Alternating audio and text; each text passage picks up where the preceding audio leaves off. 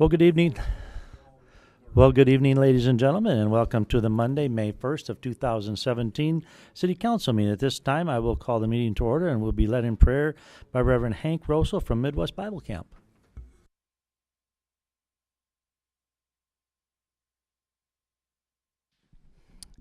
Thank you as you join me in prayer. Our Heavenly Father, as we gather here this evening, we're so thankful for each one that's here, each one that has a heart and a passion for our community. God, I thank you for each one of these leaders, council members, and leadership here, Lord. And I thank you, God, for the common ingredient we have and that we love our community. Lord, I thank you that even though each of us desire that good things go well and that no mistakes are made, sometimes under even good intentions we fail. So, Lord, I thank you that as we seek you for wisdom and understanding, that you who promises to give us wisdom will do so.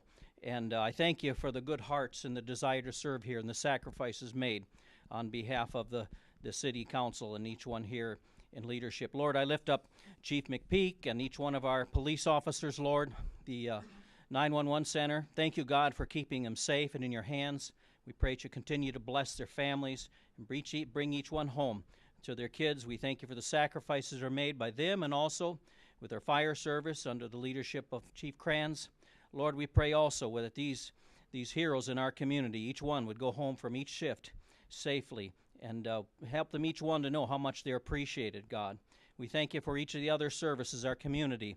As I was just visiting with someone earlier tonight, we take so much for granted how much we've been blessed with, from our city services of the trash all the way on up to emergency services, Lord. So bless each one here and have your hand on this meeting. For all these things we give you thanks, for it's in Jesus' name we pray. Amen. Thank you.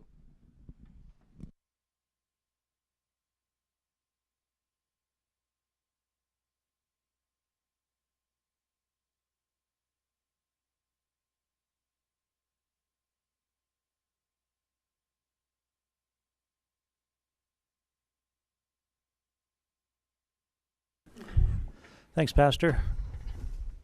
Hank, thank you very much. Appreciate it. Shelley, you want to do roll call for us? I can. Albertson. Oh. Bueller. Here. Danforth. Here. Manty. Here. Riefenberger. Here. Roby. Here. Solom. Here. Thorson. Here. Tupper. Here. Vilhauer. Here. Thank you. Thanks, Shelley. This time I'll look for a motion and a second for approval of the consent agenda. Motion by John, second by Beth. Any questions, any changes, concerns? Mayor, I have a conflict of interest on this one, so I'll abstain from this vote. Okay. All right, I will look for council action. All those in favor say aye. Aye. Opposed? Motion carries. Number 2, approval of the agenda. I'll look for a motion and a second for discussion. Motion by Glenn. Second by Dan. Any questions, any changes? Hearing none, I'll look for council action. All those in favor say aye. Aye. Opposed? Motion carried. Number 3, second reading of ordinance number 1719, amending zoning district boundaries by rezoning CAC's first edition from an R3 multifamily residential district to R1 single family residential district. At this time, I will open the public hearing. If there's anyone here that wants to speak in favor of or against this is your opportunity. Hearing none, I will close the public hearing. I'll look for a motion and second for discussion. Motion by Beth, second by by Mike. I think I heard Mike first. I'm sorry. Oh, Randy. I'm sorry. By Randy. Okay, Shane, you want to take this? Thank you, Mayor. We did receive a petition from Steve Horning, part of CAC's Lakeside Edition Incorporated, to rezone a portion of the CAC's Edition down by Lake Pelican. If you look at the image on the screen, the hatched area is the area that's being rezoned. The reason for the rezone, they are rezoning it from R3 to R1.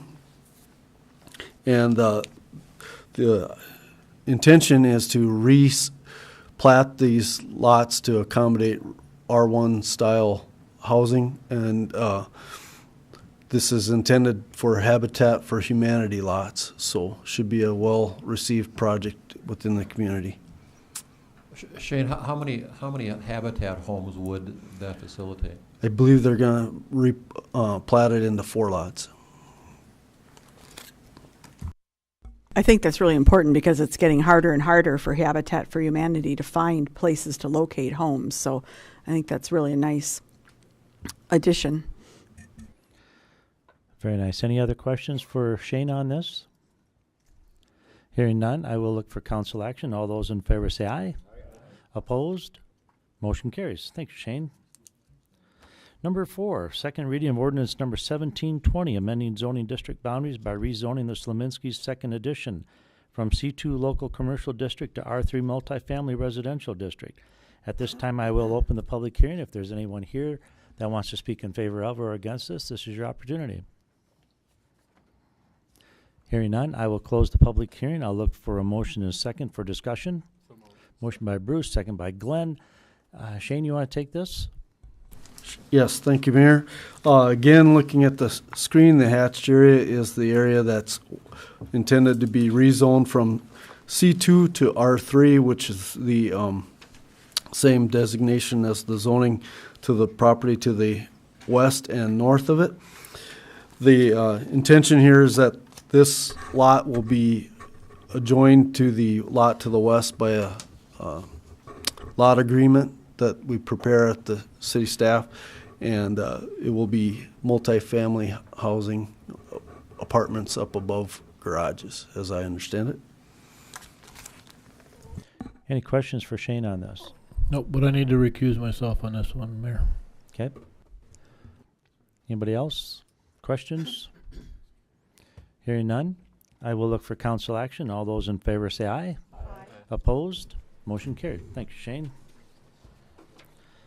Number 5, ordinance number 1716, repealing Chapter 7.11 of the revised ordinances of the City of Watertown regarding city participants in the defunct South Dakota Municipal Retirement System. This is a second reading, and Justin, I will turn this over to you. Thank you, Mayor.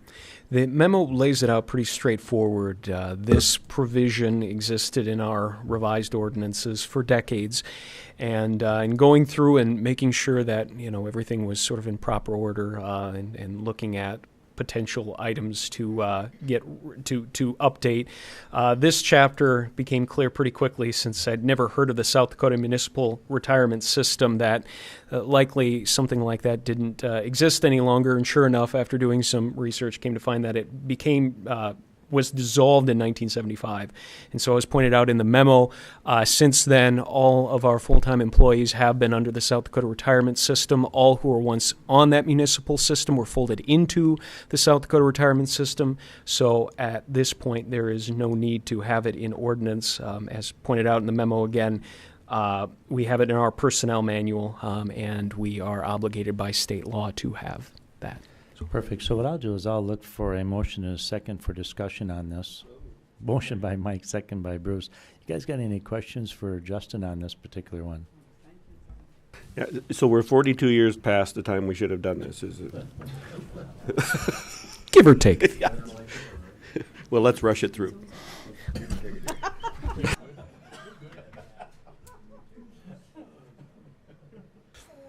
Okay. So here we go. I'm looking.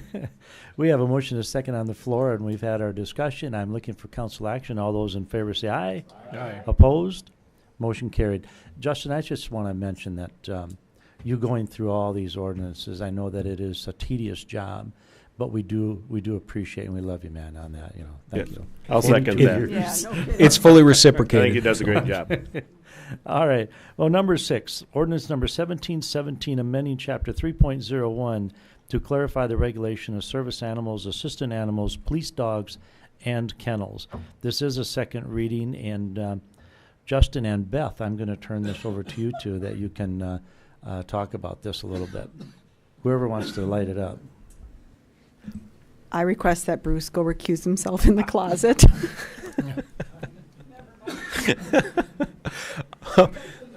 I guess on that note, I can make a few comments here to start. Really, this was the leadership of the Animal Control Board, looking at how federal law has impacted the way that we handle service animals, assistance animals, the fact that we really didn't have reference in our ordinances to assistance animals. That's a very important component, a very important support in life that a number of people have. So that accommodation, I thought, was a great thing to have in here, just, from a personal perspective. But, legally speaking, it was necessary to get this in here because we did make reference to it in our prior ordinances, how we handle service animals. And so this ordinance is made to, try to comply as much as possible with federal law in the ways that we can locally. Another component of this ordinance is to clarify exactly how kennels are regulated and what constitutes kennels under Title III. So what this ordinance attempts to do is to ensure that folks that have their own dog houses, own their own dogs, don't fall into the category of kennels. That kennels is defined under Title III refer to commercial kennels. And really the distinction there is that, commercial kennels tend to have a larger number of dogs or other animals, and so the potential for there to be a potential nuisance issue is that much greater. So that is the focus of a second portion of this ordinance. Otherwise, there is a reference to police dogs being exempt here at the tail end of this chapter, and that's meant purely to ensure that lawful law enforcement purposes are not somehow impeded by the construction of this particular chapter in animal control. So with that, I'd be happy to answer any questions. And I think what I'll do, Justin, is I'm going to go for it and get a motion in a second for further discussion. Sure. Motion by Don. Second. Second by Brad. Are there any questions that you have for either of the two, either Beth or Justin or Dan? I think, Dan, you worked on this also substantially. Is there anything you wanted to say? Okay. All right. I guess I've just got one question. Was there anything in particular that precipitated this, or was it just a matter of cleaning up things within our ordinances? It was a combination of both, Glenn. We have had, just like the retirement system, some of our animal ordinances are very, very old. So the idea that we see more and more service animals and more assistance animals and those type of things. So we needed to get that in there. And then we also needed to clean up the rest of the language and bring it up to date to comply with federal. So we're going through the process of selecting an area each time to go through just like this and get it up to date. I would just like to thank Beth and Dan for their stellar work on this ordinance revision. Thank you. Any other comments? Any other questions for either of them? Since I have a motion and a second on the floor, I will look for council action. All those in favor say aye. Aye. Opposed? Motion carries. Thank you.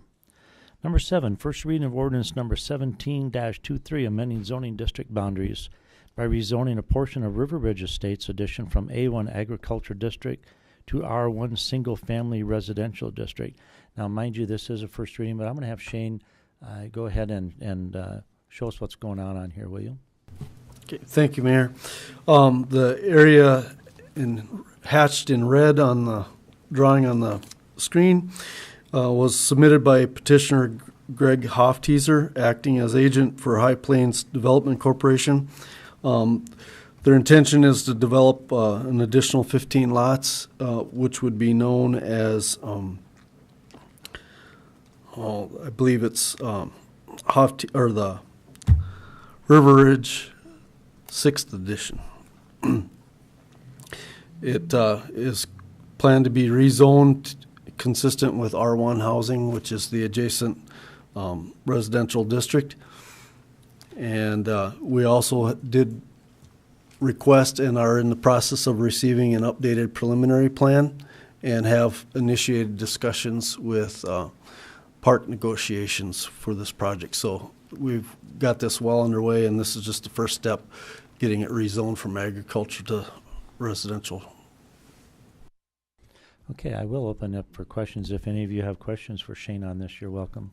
Just a comment, I sat in that Park and Rec Board meeting last week, and those plans look exciting for, what we're going to see in that part of town eventually down the road, and looks good. Okay, thanks, Shane. We'll move on. Number 8, first reading of ordinance number 17-18, amending section 19.0403 of the revised ordinance of the City of Watertown requiring parallel and diagonal parking on certain downtown streets. Again, this is first reading, but Justin, if you want to bring us up to speed on it. Be happy to, Mayor. The council may recall when this was discussed at the work session that, I wanted to make absolutely clear that this was not changing any existing parking configurations within the uptown area, and I wanted to reiterate that. And so, what this ordinance is meant to do is to clarify the source of authority when it comes to setting parking orientations, and that we had essentially two sources. One, the source that is dealt with in this amended provision, which would get rid of an antiquated reference, that being that there were certain areas of the downtown area where we had an ordinance that this was how parking was oriented. But then we had separate authority in another ordinance that allowed for parking to be oriented administratively. And a number of businesses had asked for, different accommodations on how to orient parking, and those weren't reflected in our ordinances. So instead of going through and changing those every single time, and complicating things by trying to figure out what the metes and bounds of a particular business's parking strip were so as to denote part of it as parallel and part of it as diagonal. Instead, we go with the common sense provision, which is if it's marked as diagonal, it's diagonal. If it's marked as parallel, it's parallel. And if it's not marked as parallel or diagonal, it's parallel. So. Black and white, is that what you're saying? Yellow and black. Okay. All right, I'm hearing you, Brad. And I guess I would only add, Mayor, I apologize, that it does retain the diagonal parking definition because that is the one area in ordinance where we have that defined. Anybody have any questions for Justin on that? Okay, we're going to move on. Number 9, first reading of ordinance number 1721, amending section 19.0401 and repealing section 19.0413 of the revised ordinances of the City of Watertown to clarify the definition of parallel parking. And again, this is first reading, and Justin, if you want to go on that one. Be happy to, Mayor. Thank you. This is in keeping with the prior ordinance. We have two definitions, and one definition of tandem parking was used in one place in our ordinances, or is used in one place, and that is in 1904-03 in a portion that would be struck if the council passes the prior ordinance. Really what was confusing is that the definition of tandem parking was just a warmed-over version of the parallel parking definition, except it required there be 8 feet difference, is my understanding, from the front or rear of the vehicle to the vehicle, adjacent to, which I don't know how many parking spots in this city would qualify for that, particularly the parallel parking that's marked on the street. So it seemed like tandem parking in it would be redundant if the council adopts Ordinance 1718, but from a technical standpoint, the internationally recognized definition of tandem parking is not that. It is something else, essentially, where tandem parking is where, say, you have a vehicle parked in front of another vehicle, and the only way for one of the vehicles to get out is for the other vehicle to move for that vehicle. That's what the recognized definition of tandem parking is. So that is now struck.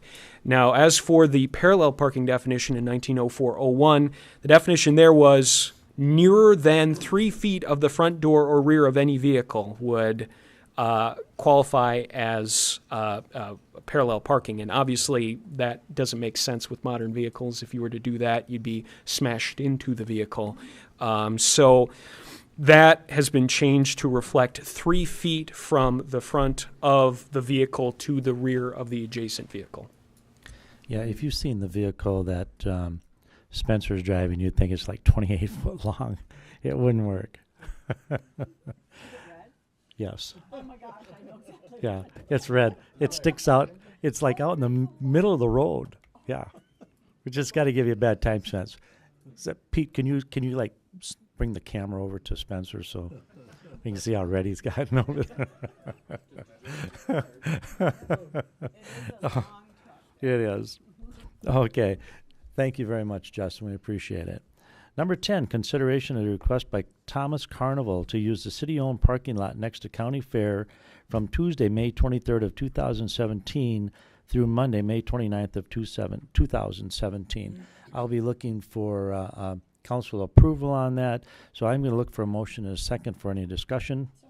Motion by Beth, second by Bruce. Any questions? Mayor, I do. We've done this a number of years. Every year. Is there any issues with this? Does it cause any disruptions or anything downtown? I'm going to have the chief come up and just address this quick.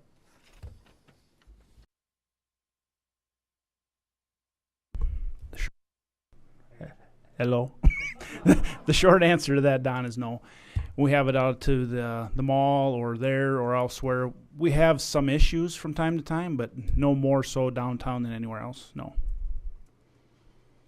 Yep. Any other questions?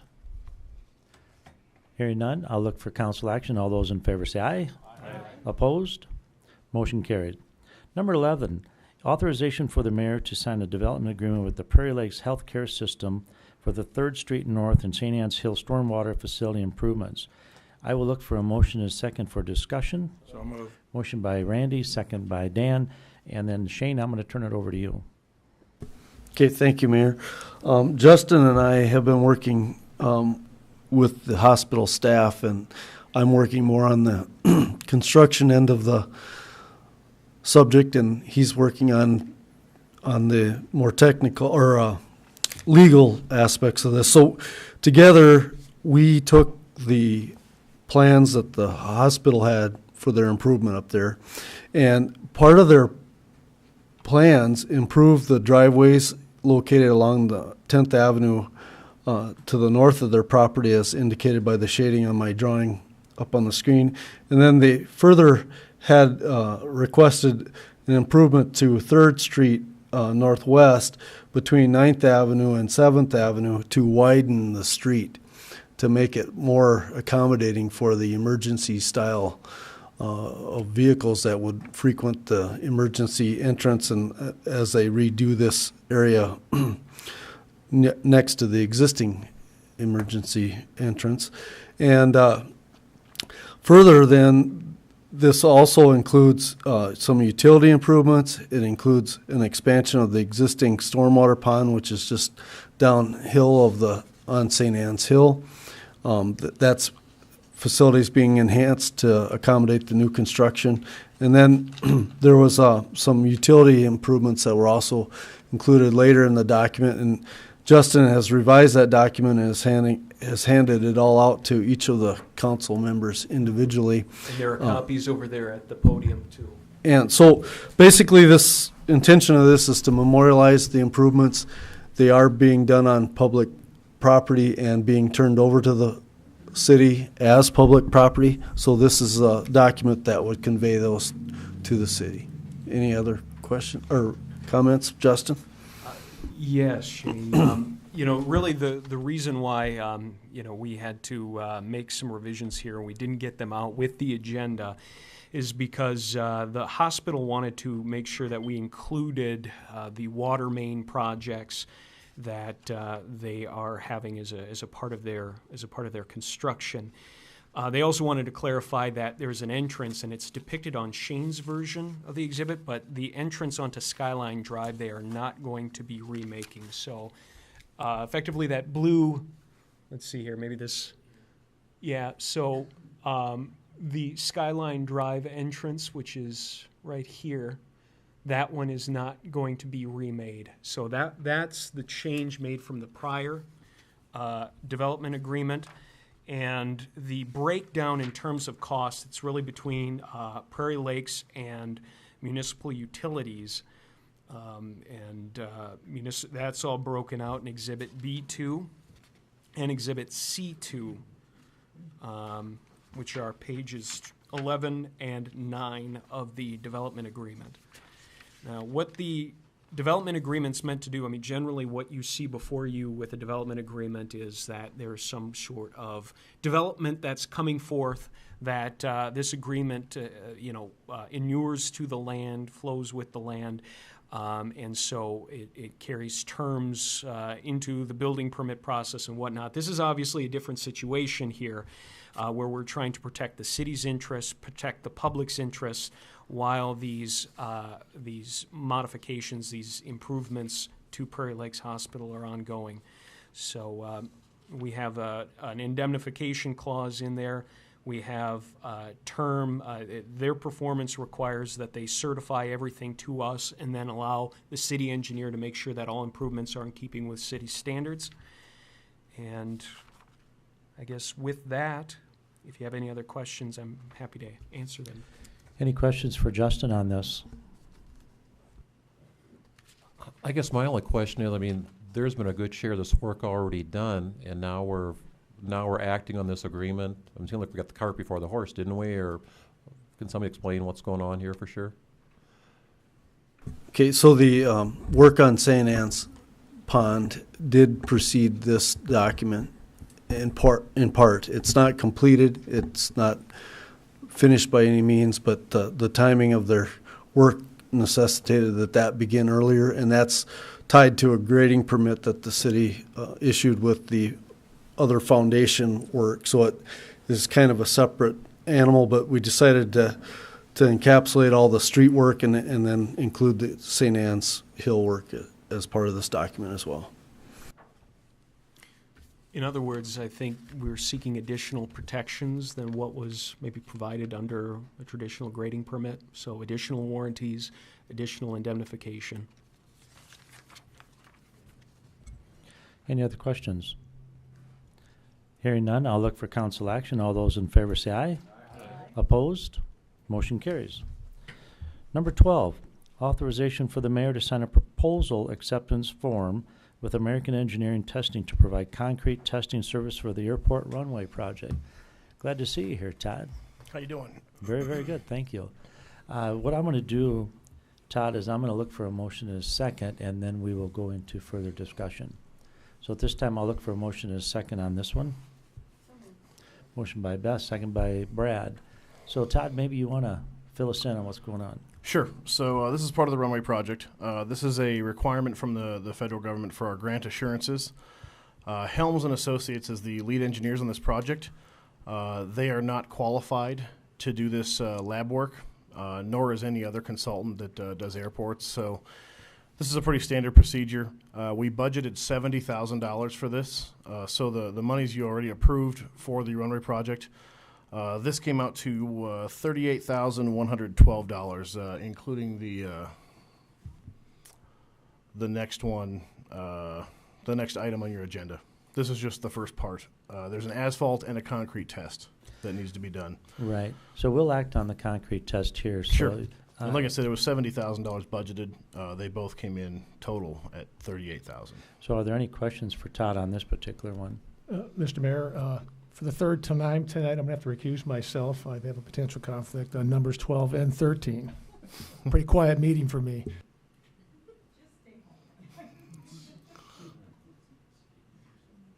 Todd, do we pay 100? Todd, over here. Do we pay 100% of that, or is that the normal federal?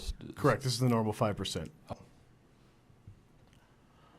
So you're looking at a couple $1,000s is what, correct. What you're saying. Okay. Any other questions for Todd? Hearing none, I'll look for council action. All those in favor say aye. Aye. Opposed? Motion carries. Thank you. Number 13, authorization for the mayor to sign a proposal acceptance form with Aaron Swan and Associates to provide asphalt testing services for the airport runway project. Again, at this time, I'll look for a motion and a second for discussion. Motion by Bruce, second by Brad. You're up, Todd. So the earlier proposal was $30,000 and change. The Aaron Swan and Associates gets us to that $38,000 and change. So I just recommend we go with the Aaron and Swan Associates for the asphalt testing. Any questions for Todd on this one? Hearing none, I'll look for council action. All those in favor say aye. Opposed? Motion carries. Thank you, Todd. Thank you. Number 14, authorization for the mayor to sign an agreement with the South Dakota Department of Transportation for the realignment of First Avenue with Kemp Avenue, committing a 10% city cost share of the project. I'll look for a motion and a second for discussion on this. Motion by Randy, second by Beth. I just wanted to, Shane, before I turn this over to you, I wanted to make a comment about this one. We had sat in meetings with the South Dakota Department of Transportation. I can't remember the person's name that came forward that worked with railroads. My first understanding to them is that there would be no cost to the city at all on this here. We had to buy the right of way, which we did. We fulfilled those obligations. Then this person no longer works for the Department of Transportation, and they must have changed their rules or something. I don't understand that. But I just wanted to be clear with you guys, because we had that discussion before on this First Avenue. There was not going to be any cost. So I will let you go ahead on that, Shane. Okay, thank you, Mayor. And yes, that was what was informed to me by staff previously, was that the project initially was pitched from the DOT as a 100% DOT covered project. Subsequently, staff has changed at the DOT, and I believe their policies have changed. It is now a 90% 10% split, with the city bearing 10% of the project costs. And with that, then this project, just to give you an update, looking at the screen, is what everything that's shaded in red is what's being omitted with as street portions, except for this piece in the far northwest part of the project. We are actually going to keep that intact and not demolish that free turning lane. We'll leave that intact. The rest of this work does realign First Avenue North traffic down to Kemp Avenue at the railroad crossing, and it does realign the intersection of Kemp to the going eastbound to a T intersection as depicted by the drawing. We have a turnaround cul-de-sac type turning movement to redirect traffic back onto First Avenue North for the adjoining properties. With that, this project is fully designed. It is at DOT letting office right now. Following the execution of this agreement, if the council so desires to do so, this would be placed on, I believe, a June 21st letting date. And then following that letting date, then the state would ask concurrence from the council to proceed with the project. And then, as identified in this agreement, the city's portion of that project is $93,000 and some odd monies. But again, that number will change with the final bids for the project. Any questions? Yeah, I've got another comment, but I think what I'll do is I don't believe I have a motion and a second on the floor, or do I? I do. One of the things I wanted to mention is, we have $49,000 that we have put away for this project. It's a little over $93,000. So one of the things that you'll have to do in this decision is where the dollars are going to come from. A couple of options. We could use our Southeast Sewer Project, Storm Sewer Project. Oh, wait a minute, that's gone. I've been wanting to do that one, Don, for a long time. Or there are some things that we can do. We can use the $40,000 from our fund balance. We could also put it in our STIP funds, which for 2018 would come out of those. Or we could actually use some of the alley projects dollars that Shane, you had talked about earlier, that the alley project budgets, the bids are coming in substantially lower than what you're anticipating. So I think that decision needs to be made. Maybe you can touch on those three items. Okay. Yeah, we still have two projects that are bidding. One is the Mill and Overlay project, and the other is 29th Street. Those will be bid this Thursday. With the projects that we've already bid, we got really good bids on the sidewalk ADA project. We got really good bids on the Uptown Alley project, and we expect that trend to continue. And in essence, those bids coming in below their expected levels, we should have funds from those projects, if so desired, to transfer the money over to this project, and shouldn't have an issue. Okay, I'm Shane, going to open that for questions. Go ahead, Shane, Dan. I would just encourage us not to use that downtown money if we can. We have been trying really hard to develop, those alleys, and I've indicated a couple, I think, to you and Rob, that are still out there, and you're saying, well, we'll see when we can get them done, and I think it's always going to come down to, well, you know what, we would do them, but we don't have any money. So if we can protect that, because I think people are really appreciating the look downtown now with these alleys being updated. I'm really glad to hear that it's cheaper. I think, though, that we have other areas down there, so if we can protect that money, I would appreciate it. We can certainly try to focus on that, Councilman, and I guess I agree with you that our intention is to, as long as we have funding, to continue those alley and uptown or downtown, whichever you desire to call it, complete that process. We do have a ways to go, but so noted. Shane, you said you think it'll be bid in June that's the bid letting. When do you expect construction? Okay, construction is scheduled to be completed by October 14th. No, this is one of those things that brought up a long time ago to me anyway, the two-way on Kemp, because now you got that intersection and you got one block, and then you right away you're dead-ended because you're going the wrong way on the one-way. And with this has been in mind for a long time, this is one of the things that's been in the back of my mind, where Kemp eventually got to be two-way, because that's just a cluster. Yeah, currently the block where we're making the change is two-way there. I mean, that's the first block of the two-way traffic, but beyond that it is one-way. And just to refresh some memories, this was this whole project had happened years and years and years ago, and frankly, the Watertown, we've just never taken this upon it and to act on the DOT and to get it done, with the closing of that railroad crossing. So I think it is good that we take care of things that we promised them at some time ago. When did was our project approved for the 100%? And if it was, how does it get No, it was never shimmied back to 90? I don't think there was ever an approval for it. I believe there was just discussion that we had at the table. She said, whatever the costs are, we'll pay for it. But it never, ever got into the approval stage with papers. Always get that in writing, even. Yeah, I would tend to agree. And we had that discussion with them. The only other question I have is the design locked in to go south versus north? Yes, it is.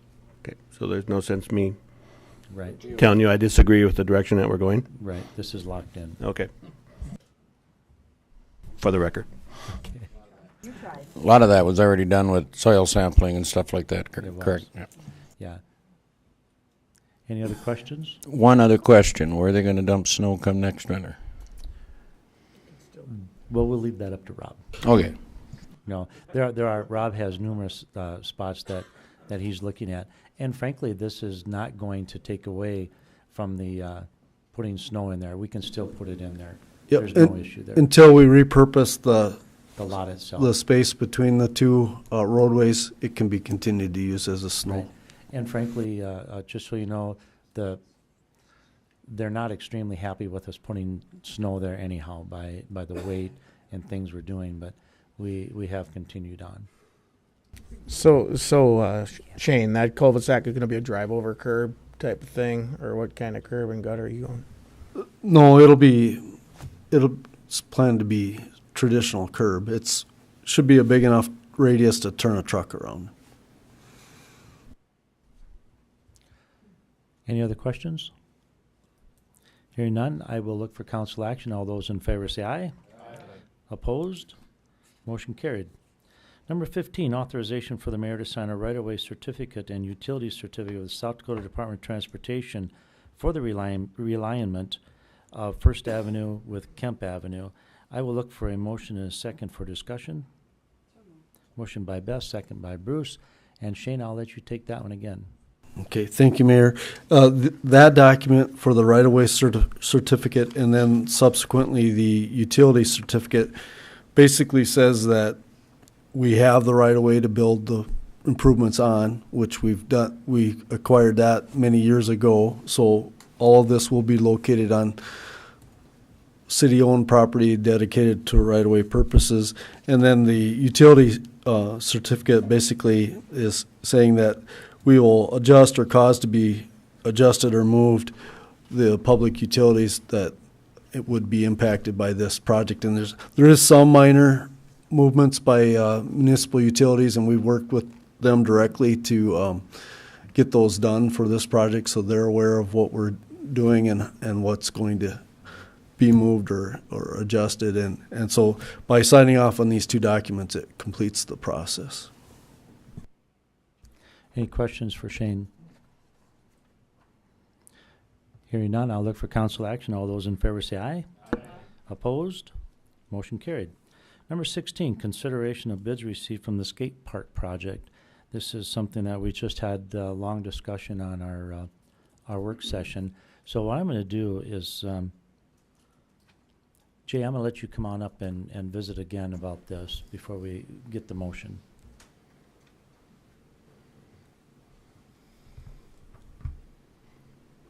Yes, as we stated earlier, the loan bid that we received for the skate park project did come in at $275,000, which was much higher than the amount we were looking for. So, took it to the Park and Rec Board meeting last weekend with the idea to reject the bid and then negotiate with Evergreen Skate Parks, who had the bid. But between the meetings this evening, Justin probably has some better information and some law to point out that I think we need to consider before we go ahead with any type of negotiation.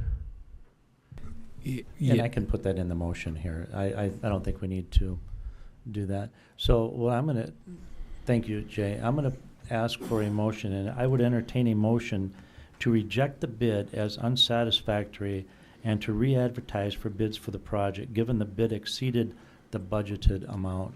So I would entertain that motion. I'd make that.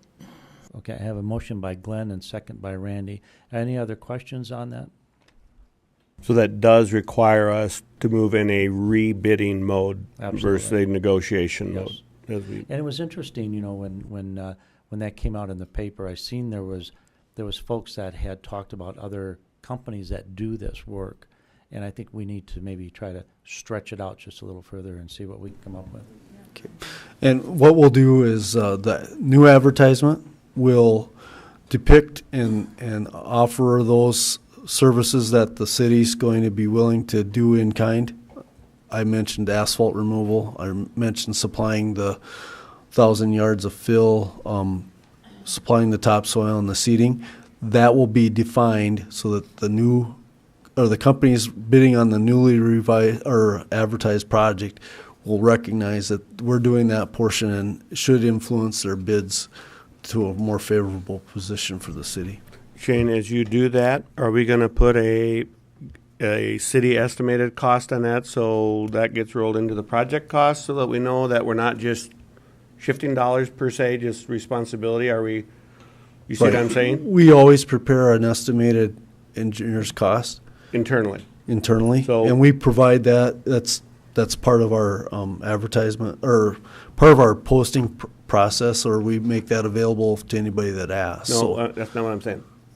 We're going to look to do some of these requirements on site as the city, correct? Correct. So there's a cost to that. Correct. That's what I was asking. Are we going to come up with what that cost is so that we know that we're just not taking $20,000 out and just accepting $20,000 worth of city cost? Are we going to know what our estimated cost is? Absolutely. In comparison to letting a bid take it all? Right. Well, in theory, it's the difference between what we just received and where we end up. But yes, That's my intention. Yeah, we have to be able to show, Mike, I fully understand what you're saying. We need to show those dollars. They're real monies, you know, that the city, if we got our equipment out there working on this, removing asphalt, bringing in fill, there's a real cost to that, and we need to show that as part of this project. Correct. Yes. Does that make sense? Okay, so I do have a motion, a second on the floor. I asked the same question in the working session, but we're going to rebid this. We still can get it in this construction season if we get a good bid. We still can make it. Yes. Okay. Absolutely. Any other questions? Hearing none, I'll look for council action. All those in favor to reject this bid as as I had on there, I will look for council action. All in favor say aye. Aye. Opposed? Motion carried. We did reject the bids. Number 17, consideration of bids received for the 2017 Downtown Alley Reconstruction Project. I'm going to look for a motion and a second for discussion. Motion by Beth, second by Randy. And Shane, I will let you deal with this one. Thank you, Mayor. We did bid the Uptown Alley Reconstruction Project number 1707 on April 20th. We did receive 6 bids, which was an exceptional amount of bids. We haven't had that many bids in recent history with that project. Big O Concrete of Mitchell, South Dakota was the low bid in the amount of $148,014.50, which was 16% lower than the engineer's estimate of $175,384. So there again, I mentioned that earlier that we did see substantial savings from what our estimated project cost was. The other bids ranged from $151,000 to $224,000. So our estimated budget fit very nicely within that group. We did do a couple of calls on Big O Concrete and did not find anything that would lead us to believe that they aren't an upstanding company and should not be awarded the bid. So with that, we are recommending that Project 1707 be awarded to Big O Concrete in the amount of $148,014.50. Any questions to Shane on this? I will tell you, Shane, I know that you said you made some phone calls and such. I have heard from others that are not real thrilled about Big O's. I'm just wanted to let you know that I had heard that. Well, I'm sure that there's, obviously the contacts that we're handed out are the ones that the company gives us because that's who they feel most comfortable giving to us.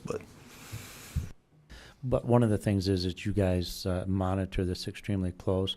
Who will you have on staff that will be up there checking it out, following, watching? Yeah, we have a project manager assigned to that project, and it'll be their responsibility to see it through. Okay. Any questions for Shane on this? Hearing none, I'll look for council action. All those in favor say aye. Aye. Opposed? Motion carried.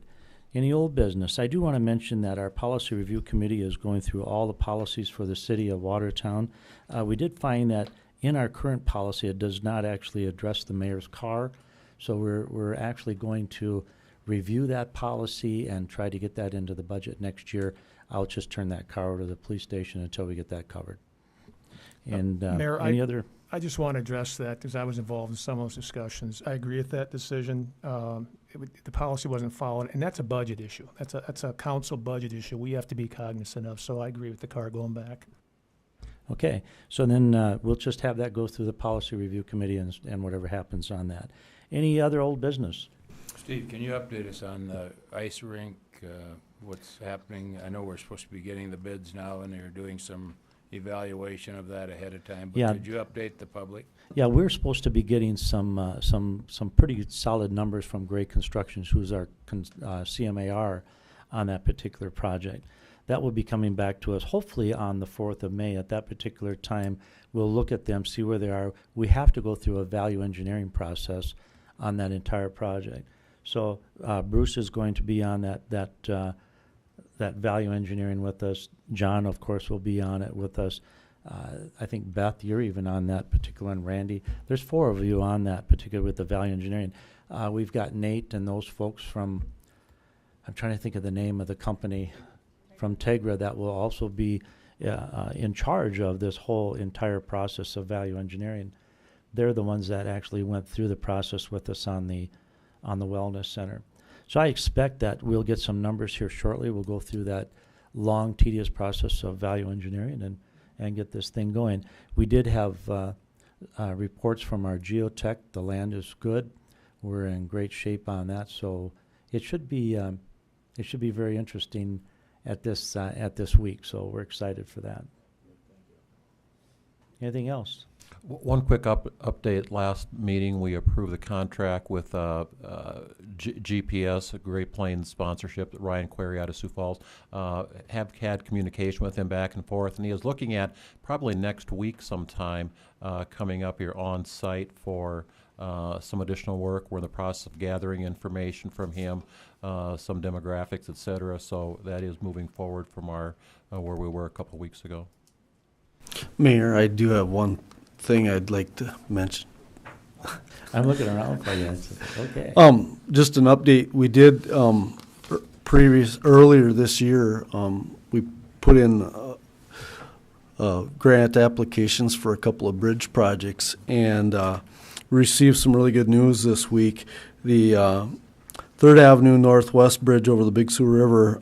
We had put in a grant application for a preliminary engineering phase, and that estimated project cost was $44,400, and the city was granted $35,600 towards that study. So we'll look forward to entering a contract with an engineering firm to get that work, preliminary engineering work done. And will that engineering firm be a local firm? Yes. Can you say who it is? It's we submitted our application with it being Infrastructure Design Group. Very good, thank you. Then we also put in a grant for a bridge improvement preservation grant, which is intended for the Big Sioux River crossing of 20th Avenue, our south truck bypass. And there again, the estimated project on that one was $271,000, and we received grant funds of $217,100. So very good grant awards this year, and we'll again take and revise our scope for that project to move that forward. I will be coming to the council requesting funding in the 2018 year for this work. So just wanted to give everybody an update on the labor of putting those grant applications in. Thank you. Good news. Any new business that you folks want to discuss? Any liaison member reports that you want to share with us? Any need to go into executive session? Otherwise, I will entertain a motion and second to adjourn. So moved. Motion by Bruce, second by Beth. All in favor say aye. Aye. Opposed? We are adjourned.